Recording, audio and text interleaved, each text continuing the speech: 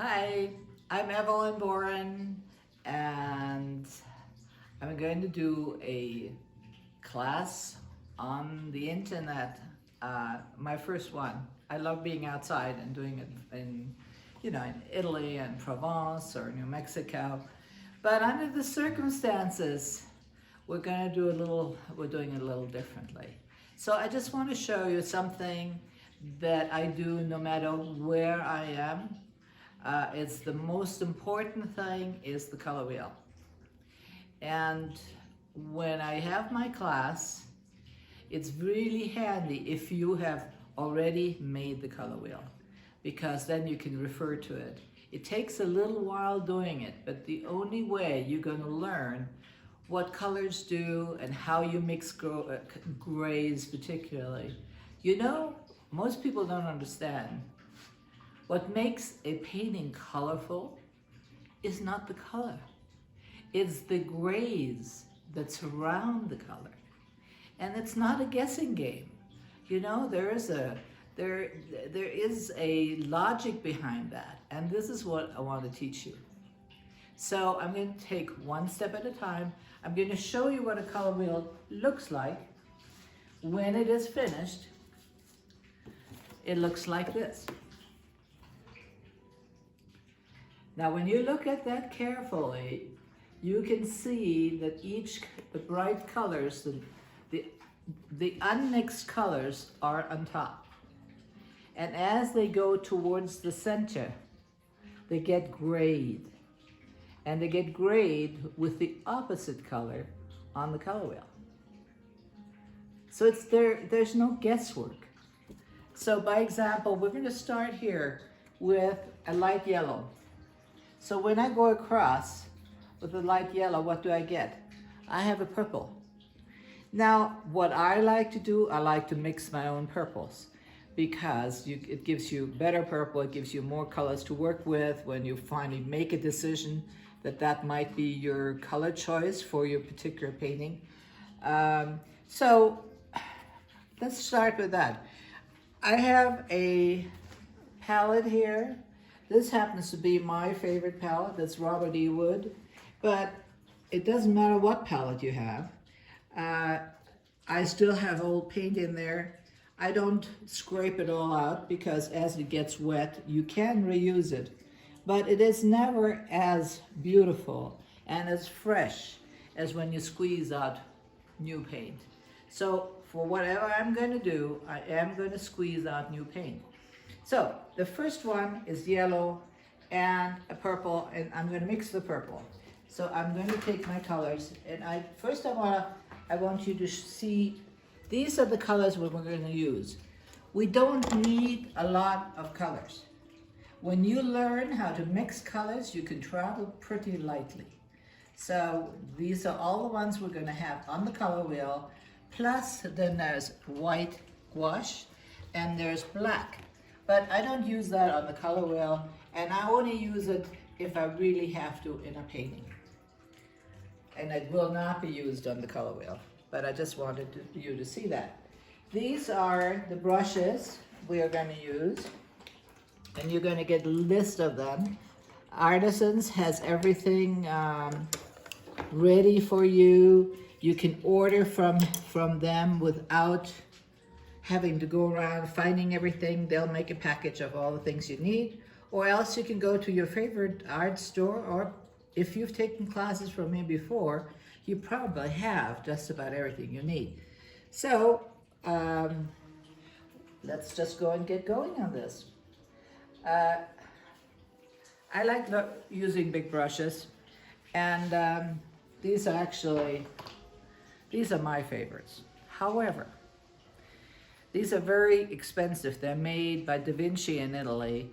And this is the 36 and this is the 26. The 26 can be ordered, but it's like over $100. The 36, they don't even make anymore. The original 36 that I bought from Artisans 25 years ago, they were selling it for $900. And I was like, really? And they said, well, we'll give you a really good price because nobody wants to pay $900. So they sold it to me for $600. That was still a lot of money. So I decided that I would take these two brushes, the 26 and the 36, and I went to one of those art fairs, and I talked to several brush makers, and I asked them if they would consider making a sample for me. So I had 3 companies that made samples. The one that I liked best was Da Vinci. And so these were Da Vinci, and I'm not going to use them right now, but if you can afford, get a 26 Da Vinci. They used to write my name on there, Evelyne Boren, but you know what? They got over that. I didn't buy enough of them. Not enough students wanted to pay that much money, so no more name on it, but they still know Evelyne Boren at Artisans, and they still know what my favorite brushes are. So I'm going to put them aside, and when I have paint in here that's perfectly usable, however, if I want to have a really pretty, bright color wheel, I have to go and squeeze out fresh paint. So for the light yellow, which is right here, I'm going to use a Winsor. This is a Winsor Amarillo, Winsor Yellow, by Winsor Newton or Holbein. It doesn't really matter. As long as it's a professional, come to Holbein, Winsor Newton, Schminke, they're all good. So don't feel like you have to have something special. If you have a light yellow, you can use that. You don't have to go and spend a lot of money buying new paints if you already have them. Okay, this is ultramarine blue, and I'm going to put it right in here. And ultramarine blue, and you see, this is the Winsor. No, this is permanent rose, and that's a pink. So I'm going to put the pink right here, so it's close to the blue, and I'm going to go and mix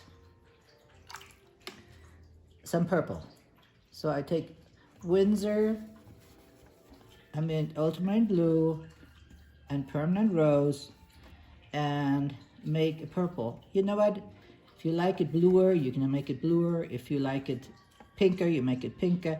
You know, a lot of times I suggest people actually try it on a piece of paper. Let me go and find a piece of paper. And let's just see what kind of purple this is. Is this the kind of purple we like? If we want it bluer, we just add a little more of the ultramarine in there, and we get a little bluer. So this is this one. So I'm ready with my purple. Now I'm going to get a new brush for the yellow, because I want a really pretty clean yellow. Okay, so we're going to start with the yellow because it's really, well, let me just show it to you. Okay, here it is. Look how pretty that is. So what we're going to do, we're going to have where it says Winsor yellow up here. I'm going to make a nice clean Winsor yellow. And you don't have to stay within the lines. If you want to be, you know, try to stay within the lines a little bit. It's like these are 12 different squares. So, you know, try to do them as carefully as you can. But you can be a free spirit. So with this yellow that I still have in my brush, I'm going to go into the purple and just add a little bit of it. So I add a little bit of the purple in here, and look what I get.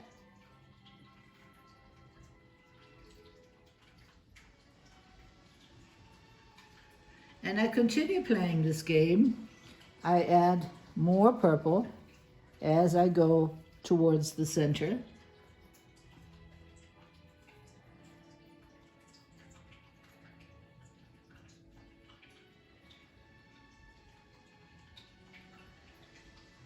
until I'm almost all purple.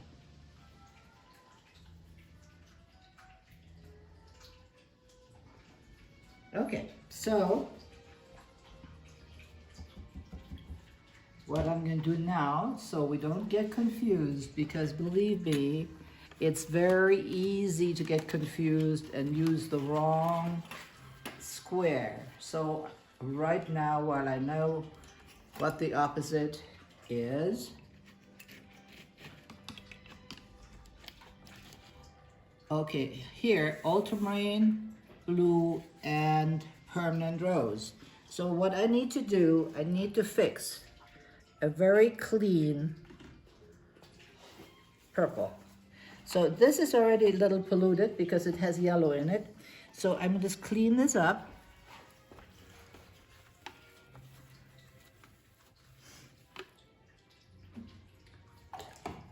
I clean my brush. Let's see, I have a, okay, this already has a little purple in it. So I take my ultramarine blue with the rose. Now it depends on how much water you use and how dark the colors are. If you use a lot of water, it's going to be much lighter. I like my colors fairly strong, so I don't use that much water. This is a little dry, so I'm gonna add a little more water. See, if you see the paper coming through like that, that means it's a little thirsty. So I have the purple. Now, with the brush, without rinsing it out, I still have the purple on here. I go right into the yellow.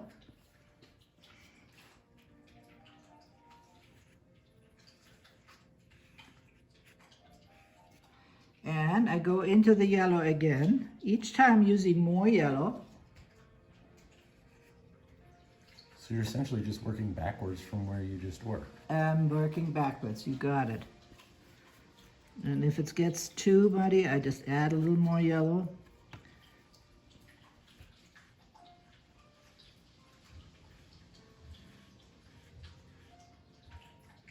So when you squint, you can see how it's great, how this works.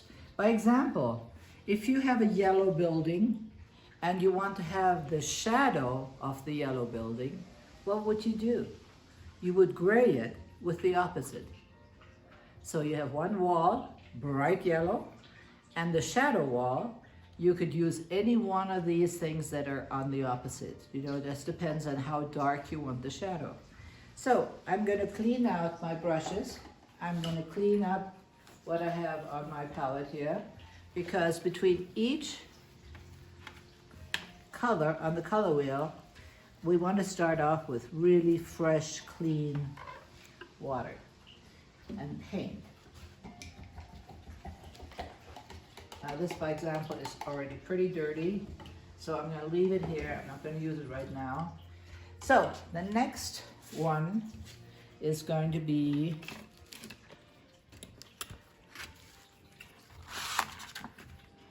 I'm going to make a really pretty light green, and it's made with Windsor yellow and Zap green. So we know where the Windsor yellow is, and I'm going to put up the little Zap green right in here.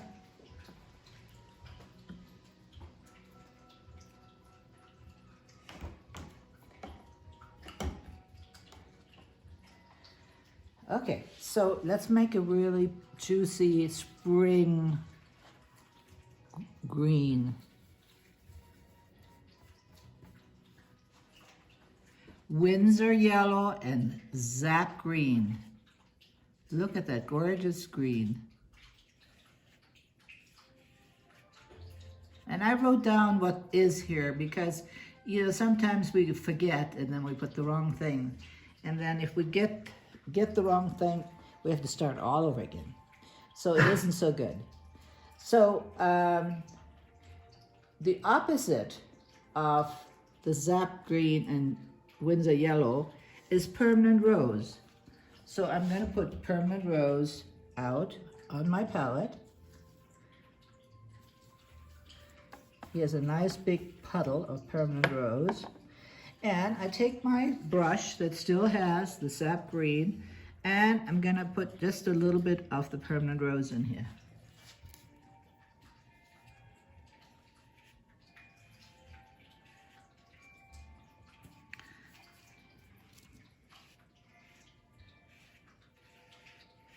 So as I come down, I add more rose. You know, it is already too much, so I can go back in here and just add a little more of the green. And the final one is the real pink. So now I'm going to rinse off this, and I'm going to turn my wheel around.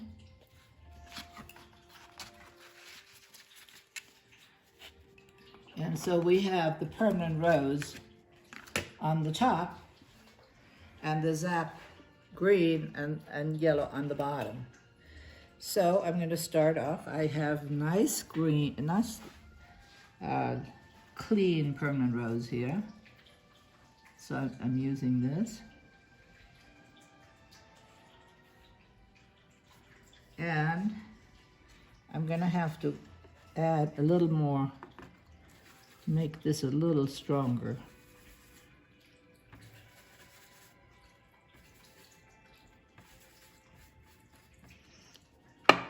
So I add a little bit of the green in with the rose.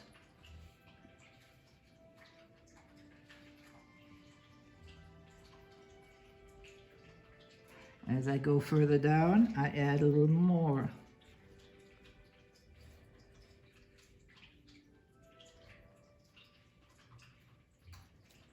And then at the very bottom, it's almost all green.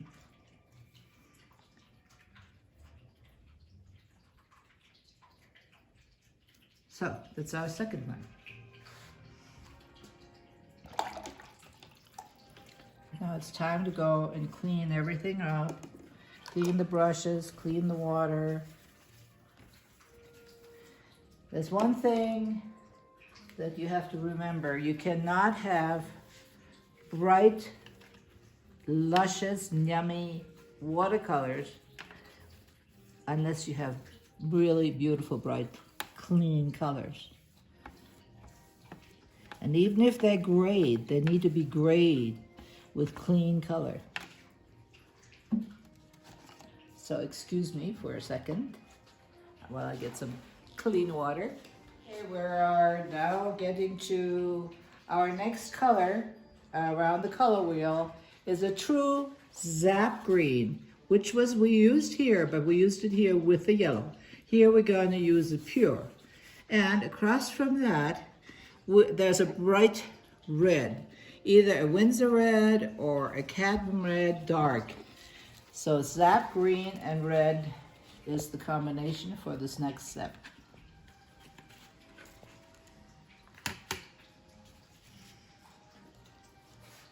So I need to put out, this is Windsor red. I'm going to put it right here.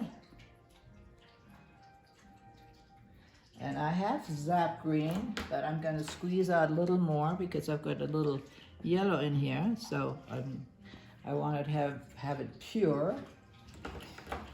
So we're going to start off with the pure zap green.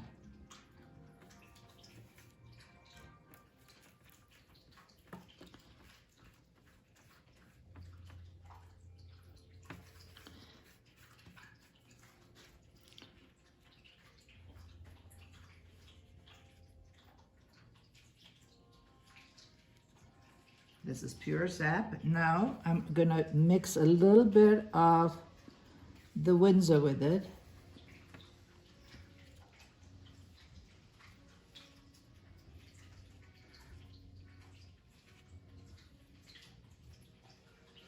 Windsor red, and a little more Windsor red.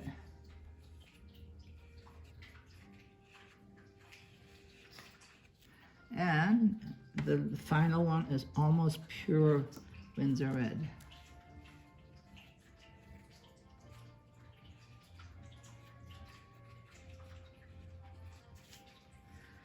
All right, now we're going to turn this around.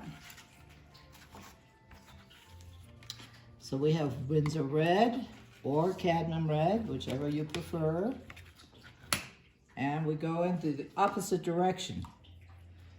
So I want to be sure that my water is clean. Here's my Windsor red. I want it nice and pure.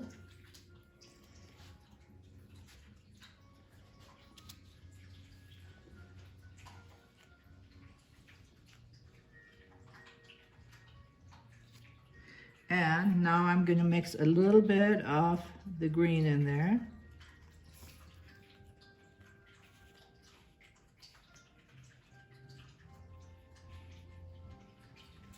And a little more green.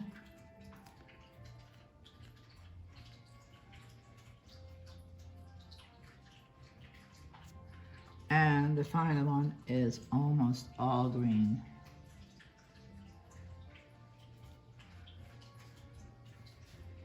Okay, so we have to go and clean our brushes. And the next one will be Scarlet Lake and Viridian. So I'm not going to use any of this green right now, and not the red, so I'm going to clean up my palette.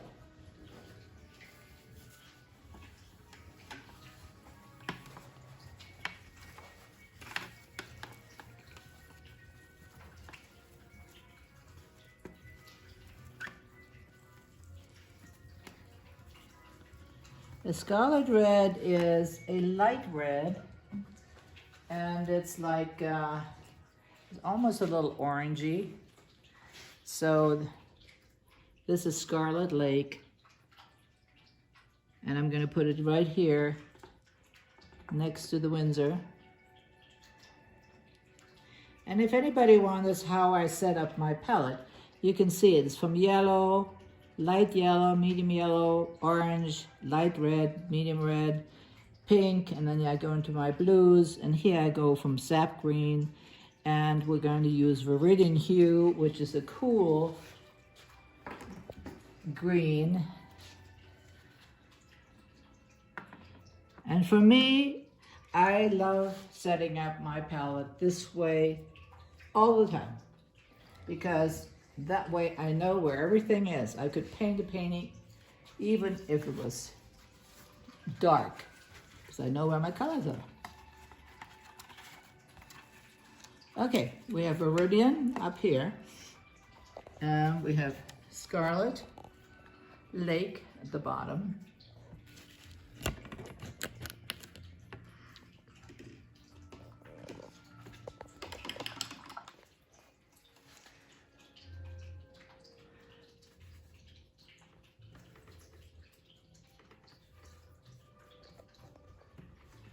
Okay, here's Viridian. It's a blue-green.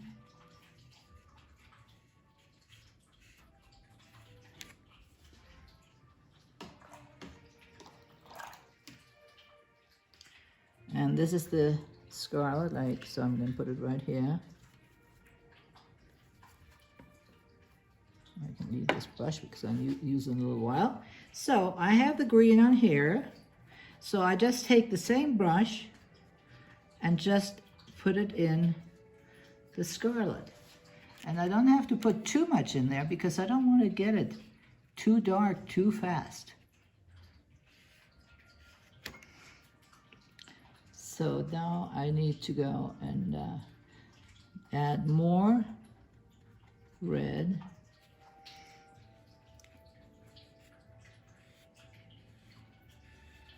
And the last bit is almost all vermilion hue. So we've got that. Now we turn this around.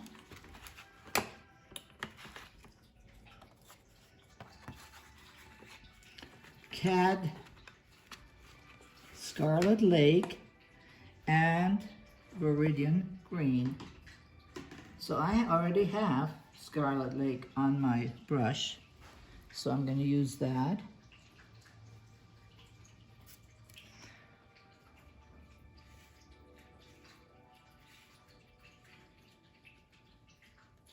Okay, now I'm going to add a little Viridian.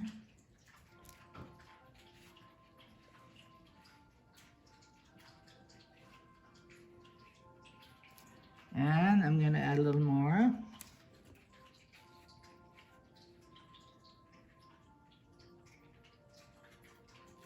And the final one is almost, I need even a little more, so it's really, really dark.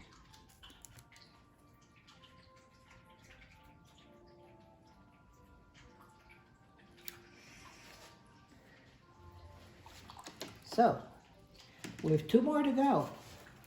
We're doing good. We're going to go to cadmium orange and cobalt. So let me go and clean up my palette.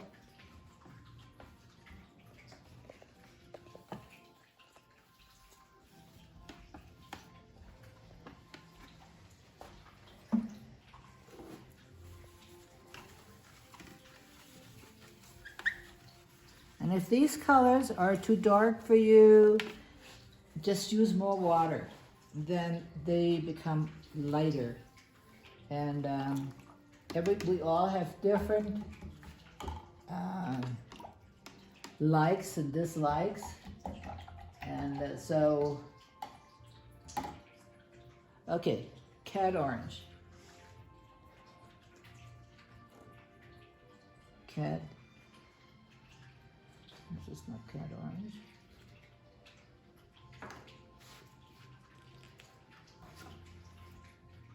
Cad yellow orange. Well, this is a yellow orange. It'll be fine. Orange. And across is cobalt blue. So this is cobalt blue. And the cobalt blue is right next to the ultramarine blue. Now, I like using big tubes like this, but these are like 37. But on the list that we're going to give you, we suggest you use this size. They make them even smaller, and if you'll never plan to paint again, you can get the small ones. But I venture to say you're going to want to get this size. This is like the medium size. Okay, we have cobalt and we have orange. So let's start with the orange.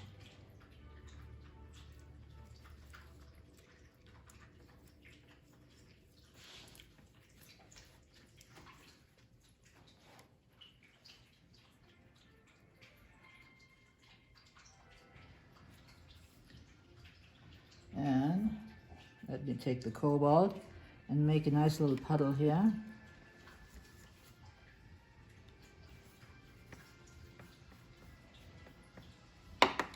So I have the orange, and now I'm going to go in here and just add a little bit of cobalt.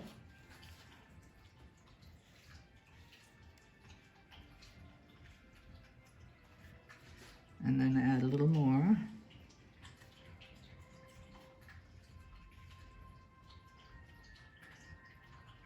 And a little more.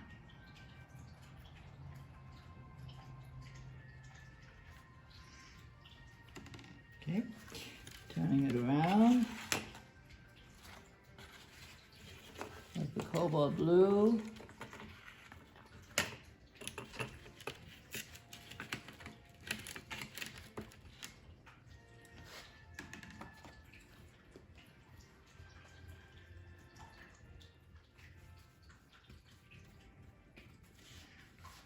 Cobalt blue.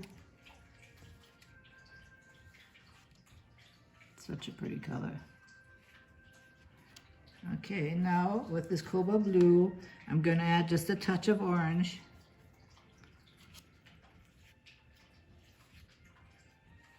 See, it doesn't take much to change the color. Just a touch will do it. And if you go back in it again, it's gray, but it's a warmer gray, and the last one is almost pure. Okay, so we have that. Now we need to clean. Once again, we need to clean for the last color, which is going to be Cad Yellow Deep and Ultramarine Blue.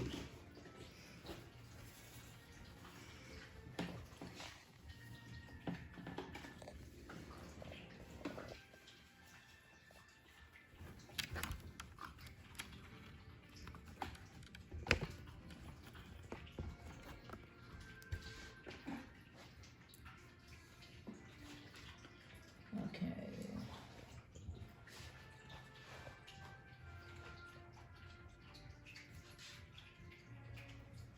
Yes, Cad Yellow Deep.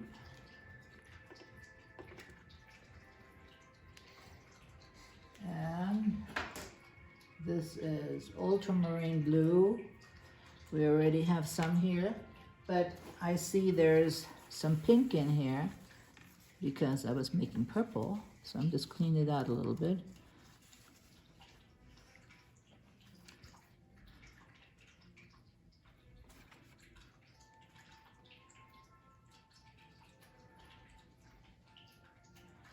Okay, we are ready to go.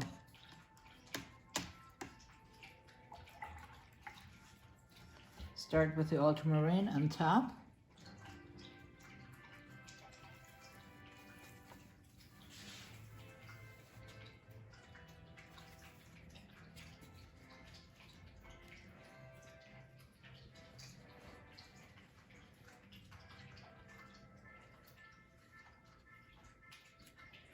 Okay, now we're going to use a little bit of the yellow deep.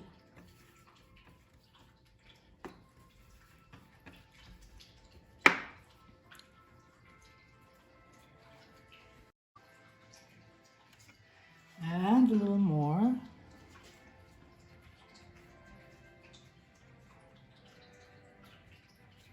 And a little more.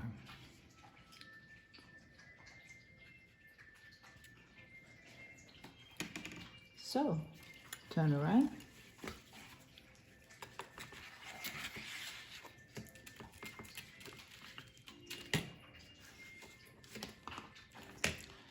So the cadmium yellow deep, but I want to have it a nice clean. This one has green in it, so we don't like that.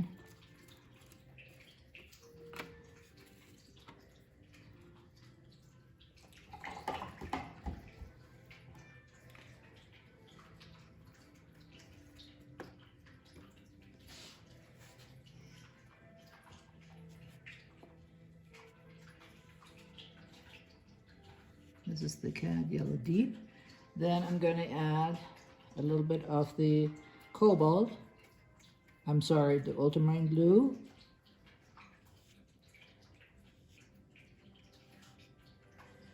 So you can make a very nice variety of greens without ever using a green. See, we have orange and we have Cobalt, Ultramarine Blue, and we're making a nice variety of greens. And we add a little more of the blue. And here we are, voila. That's it. Now, the way you use this is this is a little wet, so I'm not going to pick it up right now because I don't want it to run, but I'll hold it up in a minute. And we can hold up the other one that I have here somewhere. Yeah. So actually, if you do a really nice one, and you're really happy with it, you can go and get it laminated. This is what I did with this. Because when I go out painting, you know, I get all kinds of dirt, and sand, and water on it, and this just keeps it clean. So I would suggest, if you want to keep your color wheel laminated, and always have it in your pocket. This is a 10 by 10 in here, but it doesn't have to be that. You know, you could make it smaller, you could make it bigger. You know, you can make a circle with a lid of a frying pan or something. And then you just divide it into 12 equal slices. Pie slices is really what they are.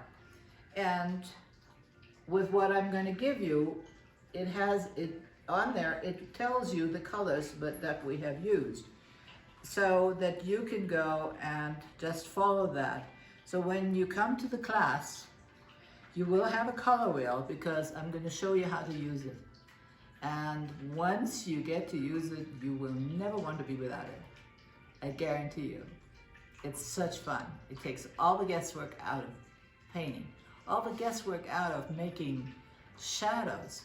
People that I painted with, they say, oh, I'll make a shadow. I just put a little gray, a little black in there, a little gray, a little Payne's gray. You know what? It's not the same thing. If you use the color wheel the way it should be used, you will always have luminous, wonderful, yummy, bright, special kind of colors. And if you take a pure color and you surround it with the great colors, it will pop. That's how you make a watercolor pop. People always say, how come your paintings look so bright? I said, it has nothing to do with the brightness. It has to do with the grayness that surrounds the bright color. And that's what I'm planning to teach you. So I hope to see you soon.